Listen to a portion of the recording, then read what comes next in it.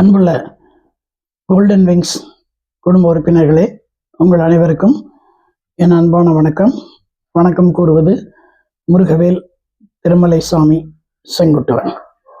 அன்பு சொந்தங்களே, மகிழ்ச்சி மகிழ்ச்சி மகிழ்ச்சி அப்படிங்கிறது எங்கிருந்து வருதுன்னா, இங்கிருந்து வருது, நம்ம ஹார்ட்ல இருந்து வருது. நம்ம ஹார்ட் எப்போ மகிழ்ச்சியா இருக்கும் அப்படின்னா, நல்ல செய்திகளை கேட்கும் பொழுது மகிழ்ச்சியா இருக்கும். அப்போ எனக்கு என்ன செய்தி, நல்ல செய்தி, மகிழ்ச்சின்னா, என்னிடம் வந்து ஆலோசனை பெற்று சென்ற அன்பர்கள் தங்களுடைய அப்டேட்டை கொடுக்கும்போது ரொம்ப மகிழ்ச்சி அடையும். எனக்கு இன்னைக்கு ஒரு கப்பிள் வந்திருந்தாங்க, ஹஸ்பண்ட் அண்ட் ஒய்ஃப். அவங்க தே ஆர் கிராசிங் 50s. அவங்க வந்து கன்சல்டேஷன் வரும்போது எல்லாமே 3 months sugar level, potassium, sodium, creatine எல்லாத்தையுமே அவங்களே எடுத்துகிட்டு வந்துட்டாங்க. அவங்க ஒரு மாதிரி சச் டைப் அட்வான்ஸ் டைப்னு வச்சுக்கலாம். அவங்க தே கம் ஒன்லி என்னன்னா ஒரு சின்ன அட்வைஸ் மட்டும் வாங்கிட்டு போகலாம் அப்படின்ட்டு வந்தாங்க. வந்தவங்களுக்கு நான் ஹிஸ்ட்ரியெல்லாம் எடுக்க போய் அவங்க அப்படியே தே ஆர் அஸ்டானிஷ்ட். இதெல்லாம் எதுக்கு சார் எடுக்கிறீங்கன்னா, இல்லை இது இருந்தால் தான் எனக்கு வந்து அவங்களுக்கு ஃபுட்டு சஜஸ்ட் பண்ண முடியும்னு சொன்னேன். அவங்களோட பேராமீட்டர்ஸ் எல்லாம் நல்லா இருக்கு. 3 months ஆவரேஜ் வந்து ஹஸ்பண்டுக்கு வந்து 7, அவங்களுக்கு வந்து 7.5 அந்த மாதிரி இருக்கு. நான் என்ன சொன்னேன்னா, இது உங்களுக்கு ஒன்றும் பயப்படுற அளவெல்லாம் இல்லை, இதை வந்து நம்ம we will bring it under control. என்ன செய்யணும்னு கேட்டாங்க.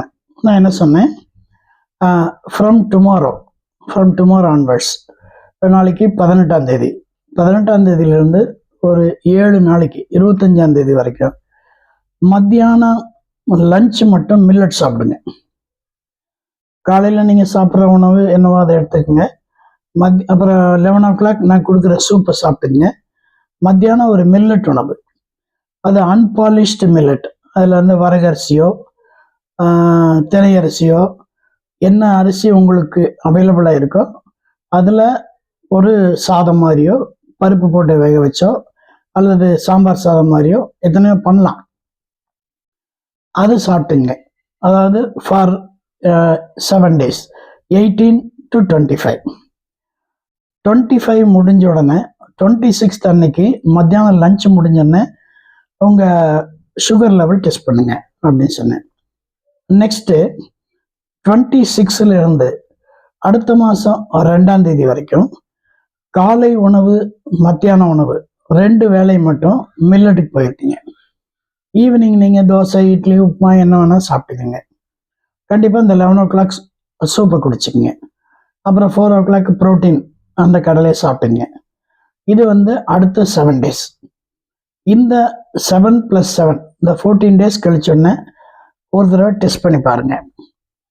அதுக்கப்புறம் 4ஆம் தேதியிலிருந்து ஒரு 7 நாள் 11ஆம் தேதி வரைக்கும் காலை, மதியம், சாயந்தரம் 3 வேளையும் மில்லட்டுக்கு போயிருங்க. சற்று சிரமமாக இருக்குன்னு நினைக்க வேண்டாம், உங்களுக்கு பழகி போயிடும். அப்போ அந்த 21 daysல உங்கள் sugar level will be under control நிச்சயமாக இருக்கும். ப்ரொவைடட் இந்த மார்னிங் 11 o'clock சூப்பு, காலையில் எழுந்திரிச்சோன்னே ஒரு கப் ஆஃப் வார்ம் வாட்டர், அப்புறம் டீ, அப்புறம் பிரேக்ஃபாஸ்ட், அதுக்கப்புறம் 11 o'clock ஒரு soup, 1 o'clock diet, 4 o'clock protein and 6 o'clock night dinner. இதை நீங்கள் ரெகுலராக ஃபாலோ பண்ணுங்கன்னு சொன்னோன்னே அவங்க ப்ராம்ப்டாக எல்லாமே எடுத்துகிட்டு போனாங்க. நானும் குறித்து கொடுத்துட்டேன் எல்லாம். So will be waiting for the result. இது ஒன்று. லாஸ்ட் ஒரு 20-25 டேஸ்க்கு முன்னால் ஈரோட்லேருந்து ஒரு மேடம், அவங்க அம்மா 2 பேர் வந்தாங்க. அந்த அம்மா கொஞ்சம் ஏஜ்டு, இவங்க கொஞ்சம் மிடில் ஏஜ்டு. அவங்க வந்தது அந்த அம்மாவோட சுகருக்காக. அவங்க என்ன சொன்னாங்கன்னா, அம்மாவுக்கு சுகர் இருக்கனால எனக்கு வந்துருமோன்னு பயமாக இருக்குது சார், அம்மாவுக்கு பார்த்துட்டு என்ன டயட்னு கேட்டு போகலான்னு சொல்லி வந்தாங்க. I gave the diet chart. அவங்க வந்து நேற்று நைட்டு ஒரு 11 o'clock கூப்பிட்டுருந்தாங்க. கூப்பிட்டு, சார் நாளைக்கு உங்களுக்கு அந்த இதை அனுப்புகிறேன் சார், பிளட் டெஸ்ட் ரிசல்ட்டு. எங்களுக்கு ரொம்ப என்ன சொல்கிறது ஆச்சரியமாக இருக்குது சார், இந்த டயட் வந்து இப்படியே நாங்கள் கண்டினியூ பண்ணிக்கிறோம். Provided what will be in the intake of medicines அப்படின்னு கேட்டாங்க. நான் சொன்னேன், ஆமாம் கொஞ்சம் வெயிட் பண்ணுங்கள், இப்போ தான் நீங்கள் 20-25 டேஸ் சாப்பிட்றீங்க, கிட்டத்தட்ட 1 மந்த் ஆர் 2 மந்த்ஸ் பார்த்துட்டு அந்த அளவுக்கு அப்புறம் பிளட் சுகர் லெவல் பார்த்துட்டு அதுக்கப்புறம் நீங்கள் you go in for change of medicines under the consultation of your family doctor அப்படின்னு சொன்னேன்.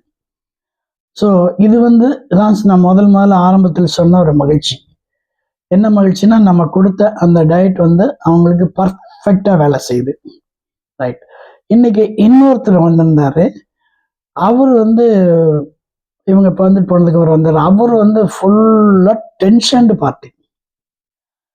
நான் சொன்னேன், இந்த டென்ஷன் இருந்தால் நீங்கள் என்ன மெட்ஃபார்மினோ என்ன இன்சுலினோ என்ன செங்குட்டுவன் கொடுத்த சாப்பிட்டாலும் ஒன்றும் கேட்காது.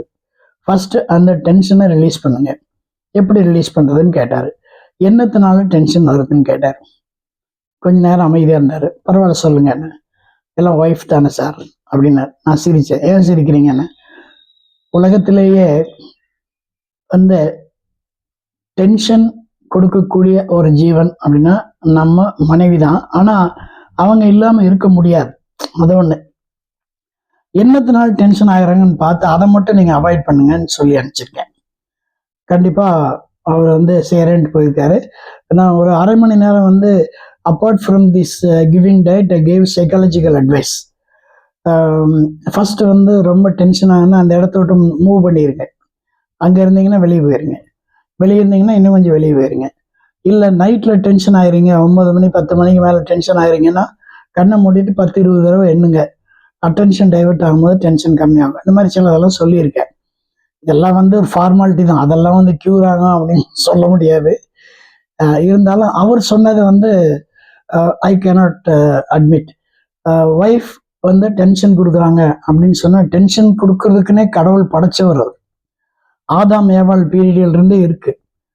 அந்த காலத்தில் ஆதாம் ஏவாள் கார்டன் ஆஃப் ஈடன் அந்த தோட்டத்தில் கடவுள் 2 பேரையும் படைச்சிட்டு சொன்னார், அதோ அந்த மூலையில் ஒரு மரம் இருக்கு பாரு, பார்த்துட்டேன். அதில் ஒரு பழம் இருக்கு பாரு, பார்த்துட்டேன். என்ன பிடி இருக்கு, நல்லா இருக்கு. ஒரே ஒரு கண்டிஷன், இந்த கார்டன்ல இருக்க எல்லாத்தையும் சாப்பிடு, எதை வேணா சாப்பிடு. இந்த தண்ணி சலசலன்னு ஓடிட்டு இருக்கு, குதி என்ன வேணா பண்ணு, அந்த ஃப்ரூட்டை மட்டும் சாப்பிடாதன்னு கடவுள் சொல்லிட்டு போனார். என்ன சொன்னாரு? சாப்பிடாதன்னு சொன்னார். யார்கிட்ட சொன்னாரு? ஆதாம் ஏவாள் 2 பேர்கிட்ட சொன்னார். மில்டனோட பேரடைஸ் லாஸ்ட் அப்படின்னு சொல்லிட்டு ஒரு கவிதை ஒன்று வரும்.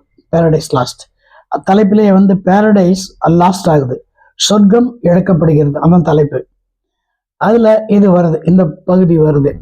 அப்போ ஒரு வாரம் 10 நாள் போனோடனே நாங்கள் அப்படியே இது பண்ணோம்னா, அந்த ஆதாம் ஒரு இடத்துல உட்கார்ந்துருக்கும்போது ஈவள் பக்கத்துல உட்காந்துட்டு, ஏப்பா கடவுள் தான் நம்மகிட்ட இப்போ இல்லையே, கடவுள் எங்க இருக்காருன்னு தெரியாது, எப்போ வருவாருன்னு தெரியாது, ஏன் நம்ம அந்த ஃப்ரூட்டை சாப்பிடக்கூடாது அப்படின்னு அந்த அம்மா கேட்குது. அதுக்கு அவன் சொன்னான், நான் அப்படியெல்லாம் செய்யக்கூடாது. ஒன்ஸ் அவர் வேண்டான்னு சொன்னால் வேண்டாம் தான், அது சாப்பிடக்கூடாதுன்னா சாப்பிடக்கூடாதுன்னு. அப்புறம் ஒரு நாள் அப்படி கழிஞ்சுது. 2ஆவது நாள் அவங்களுடைய வற்புறுத்தல் கொஞ்சம் ஜாஸ்தி ஆகுது. எப்பவுமே நம்ம மனசு என்ன கேட்குமோ, எது வேண்டாமோ அது வேணுங்க. அப்போ அதுவும் இந்த பெண்கள் விஷயத்துல கொஞ்சம் அவங்க வேணும்னு பிடிவாதம் பண்ணாங்கன்னா அது வேணும்னே சொல்லுவாங்க. தவிர்க்க முடியாம அவர் என்ன பண்ணாரு, ஆதாம் போய் அந்த பழத்தை எடுத்து பழத்தை பறிக்கும் போது அப்படியே குலுங்குது. இது மில்டன் சொல்லுவாரு, அந்த காடே அதிர்தாமா, புயல் வர்ற மாதிரி சத்தம், காத்து மழை எல்லாம் வருதான். அப்படியே ஒரு பழத்தை பறிச்சுறாரு. பறிச்சு கொண்டு கட் பண்ணும்போது மறுபடியும் எர்த் குவாக் மாதிரிலாம் வருதான். அப்படியே அவங்க பழத்தை சாப்பிட்றாங்க. சாப்பிட்ட ஒரு எல்லாம் முடிஞ்சோன்னா அந்த எர்த் குவாக் எல்லாம் முடிஞ்சு அமைதியானு கடவுள் தோணி, என்னப்பா நான் சொன்னதை கேட்கல இல்லை அப்படின்னு கேட்டார். அதுல இருந்து இந்த டென்ஷன் நமக்கு வந்துருச்சு. இது ஒரு கற்பனை. இது உண்மையாகவும் இருக்கலாம், பொய்யாகவும் இருக்கலாம். அதுக்காக நீங்க எங்கிட்ட மல்லுக்கு நிற்க வேண்டாம். இது ஒரு சின்ன தீம் தான். பேரடைஸ் லாஸ்ட் எல்லாருக்கும் தெரியும், மில்டன்ல அருமையான போயம் அது. அதில் ஒரு சின்ன பகுதி சொன்னேன். ஆக டென்ஷன் யார் கிரியேட் பண்றாங்க அப்படின்னு பார்த்துட்டு, எதுக்காக கிரியேட் ஆகுது அப்படின்னு பார்த்து அதை மட்டும் அவாய்ட் பண்ணால் அந்த டென்ஷன் நம்ம விடப்படலாம். ஸோ அவருக்கு அந்த அட்வைஸ் பண்ணியிருக்கேன். உங்களுக்கும் அந்த அட்வைஸ் தான். எனக்கு தெரியும் எல்லா வீட்லேயும் ஹஸ்பண்டு ஒய்ஃபு எல்லாம் ஹஸ்பண்ட் ஒய்ஃப் வந்து ஒன்றா, ஹஸ்பண்டுக்கு கோவம் வந்தால் ஒய்ஃபுக்கு வராது, ஒய்ஃபுக்கு கோவம் வந்தால் ஹஸ்பண்டுக்கு வராது. இப்படியோ வந்து உலகம் அப்படியே ஓடிட்டே இருக்கு. ஒன்றுமில்லை, நம்ம புடவை கடைக்கு போனோம்னாக்கா அவங்க புடவை எடுத்துகிட்டு வர்றதுக்கு எடுக்கிற நேரமும் நம்ம எடுக்கிற நேரமும் சட்டையெல்லாம் எடுக்கிற நேரமும் பார்த்திங்கன்னா ரொம்ப ரொம்ப வித்தியாசமாக இருக்கும். அதை நம்ம தலையிட முடியாது. தலையிட்டு அங்கே ஒரு டென்ஷன் வரும். ஆகவே இந்த டென்ஷனோடவே வாழ்ந்து பழகிட்டா, அதனால் இது வந்து இதனால் நம்மளுக்கு சுகர் வருது அப்படின்னு சொன்னதை ஒத்துக்கிட்டாலும் நம்ம இதை அவாய்ட் பண்ணலாம். இந்த டென்ஷனை ரிலீஸ் பண்ணிக்கலாம். ஸோ இப்போ நான் சொன்னது உங்களுக்கு அவுட் ஆஃப் தி போர்ஷனாக இருந்தாலும் உங்களுக்கு யூஸ்ஃபுல்லாக இருக்குன்னு நினைக்கிறேன். அடுத்தபடியாக இன்னைக்கு சொல்லக்கூடிய சூப்பு ரொம்ப நல்லா இருக்கும், டேஸ்டாக இருக்கும். இது வந்து புதினா சூப்புன்னு சொல்லுவாங்க. ஒரு கைப்பிடி புதினா இலையை எடுத்து நல்லா கழுவிடுங்க. நல்லா மண் நல்லா இருக்கும், நல்லா கழுவி மிக்சியில் போட்டு அடித்து அது 1/2 டம்ளர் சாறு எடுத்துங்க. அது கூட எவ்வளோ சாறு இருக்கோ அது கூட ஒரு 120 ml தண்ணி சேர்த்துங்க. ஒரு கழுவம், இரும்பு கழுவம் எல்லா வீட்டிலும் இருக்கும். அது ஒரு வெள்ளைப்பூண்டு, 3 சின்ன வெங்காயம், கொஞ்சம் சீரகம், கொஞ்சம் மிளகு வச்சு நல்லா அப்படியே இது பண்ணணும், அப்படியே வைக்கணும். வச்சு அது பேஸ்ட் மாதிரி வரும். அந்த பேஸ்ட்டை ஒரு கைப்பிடி பாத்திரத்தை எடுத்துகிட்டு அந்த கைப்பிடி பாத்திரத்தில் இந்த புதினா ஜூஸ் உள்ள கொட்டி இதை போட்டு நல்லா கொதிக்க வைக்கணும். நல்லா வீடு பூரா கம கம கமன்னு மனம் வரும். அதுக்கப்புறம் ஒரு 2 நிமிஷம் நல்லா கொதிச்ச உடனே அதை எடுத்து அப்படியே ஃபில்டர் பண்ணிட்டு அது கூட 1 ஸ்பூன் தேன் ஊற்றிக்கலாம். அல்லது 1 ஸ்பூன் தேன் ஊற்றலாம், 1 ஸ்பூன் பனங்கல்கண்டு போட்டுக்கலாம். இல்லை அப்படின்னு சொன்னால் கருப்பட்டி, சின்ன துண்டு கருப்பட்டி போட்டுக்கலாம். இந்த சூட்டோட நீங்கள் ஃப்ளாஸ்கில் ஊற்றிக்கலாம். ஆஃபீஸ் போகிறவங்களா இருந்தால் 11 மணிக்கு அந்த மூடியை திறந்தீங்கன்னா இந்த மூடியிலிருந்து வர்ற மனம் அந்த ரூம் பூரா வருங்கிறதுல ஐயமே கிடையாது, மாற்றுக்கிறது கிடையாது. அருமையான சூப்பு, வயிற்றை பூரா சுத்தமாக க்ளீன் பண்ணி விட்டுரும். செஞ்சு பாருங்கள். ஆமாம். அப்புறம் குழந்தைகளுக்கு ஒரு உணவு, இன்னைக்கு குழந்தைகளுக்கு கொடுக்குற உணவு மக்காச்சோளம். இப்போ மக்காச்சோளம் நிறைய கிடைக்குது. மக்காச்சோளம் வந்து நிறைய கிடைக்குது, ரோட்லலாம் கிடைக்குது. 20 ரூபா 30 ரூபாய்க்கெல்லாம் கிடைக்குது. அதில் நல்ல மக்காச்சோளமாக பார்த்து வாங்கிக்கோங்க. வாங்கி ஒரு 2 மணி 3 மணிக்கு அந்த மக்காச்சோளத்தை கட் பண்ணி மேலே இருக்கிறதெல்லாம் எடுத்து போட்டு 2 கட் பண்ணி குக்கரில் போட்டு 4-5 ப்ரெஷர் கொடுத்து வேக வச்சு எடுத்து அதை உதுத்து வச்சுருங்க. அதை ஒதுக்குறது ஒரு கலை. ஒவ்வொன்றா விட்ட கீழே மேலும் ஃபஸ்ட்டு ஒரு லைனில் இருக்கிறத மட்டும் உதுத்துருங்க. அப்புறம் விரலில் இப்படி தள்ளினீங்கன்னா டபக்கு டபக்கு டபக்கு டபக்குன்னு எல்லாம் வந்துடும். It is an art. First ஒரு லைனில் இருக்க முத்தாக இருக்குல்ல, அந்த முத்தெல்லாம் எப்படி விரலில் எப்படி எடுத்திங்கன்னா வந்துடும். இப்போ அந்த இடம் பள்ளமாயிடும். அதில் இந்த விரலில் பக்கத்தில் தள்ளிட்டே வந்தோம்னா அங்கே இருக்கிறது பூரா வந்துடும். இது ஒரு கப்பில் எடுத்துங்க. லெமன் ஒரு 1/2 லெமன் பிழிஞ்சிங்க, கொஞ்சம் சால்ட்டு, அப்புறம் கொஞ்சம் பெப்பர், இதை போட்டு நீட்டாக மூடி வச்சுருங்க. சாயந்தரம் குழந்தைங்க வந்தோன்னா கொடுங்க.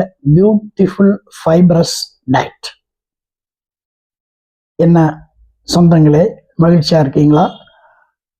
உங்களுடைய ரிமார்க்ஸ் எனக்கு நிறைய வந்துட்டு இருந்தது, இப்போ அப்பப்போ பிரேக் ஆகுது. தயவு செஞ்சு உங்களுடைய கமெண்ட் எனக்கு சொல்லுங்கள். உங்கள் நண்பர்களுக்கு இதை ஃபார்வேர்ட் பண்ணுங்க. அவங்க கொஞ்சம் யூஸ்ஃபுல்லாக இருக்கட்டும். என்னுடைய அன்பான வாழ்த்துக்கள் என்றும் என்றென்றைக்கும்.